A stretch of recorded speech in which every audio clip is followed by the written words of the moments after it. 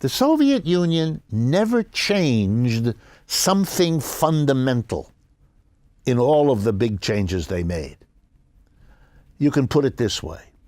Before the revolution, the average worker in industry and in a farm and in a household got up, had their tea and breakfast, and went to work. And the conditions under which they did that after the revolution weren't that different from what they had been before. Let's take the example of industry, which is what changed the most in Russia. Before the revolution, industrial workers went to work in the morning, worked all day, and went home. The decisions in their enterprises, what to produce, how to produce, where to produce, and what happens with the products of people's labor, that was decided by a tiny group of people. They were called commissars, or in English, commissioners.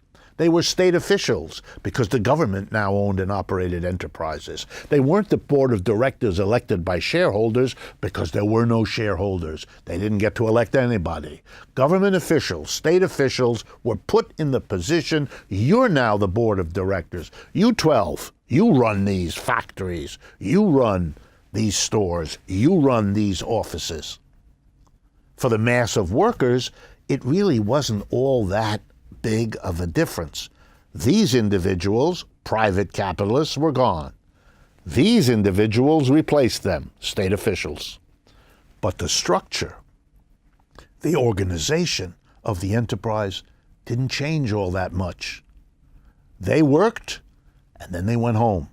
And the fruits of their labor were decided on and distributed by somebody else.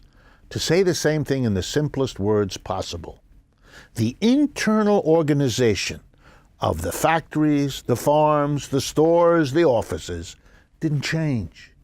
You didn't have what socialists had talked about, namely the workers themselves running the enterprises, the workers as groups owning and operating. You didn't change it.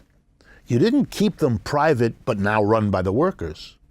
You made them state, but still not run by the workers. Oh yes, by representatives who said they represented the workers. But after all, a private capitalist typically also says that he is doing the best for his workers.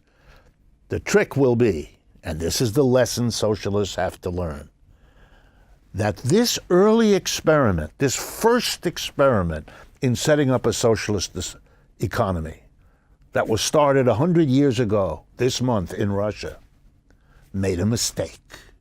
It never understood and it never enacted the transformation of the enterprise itself.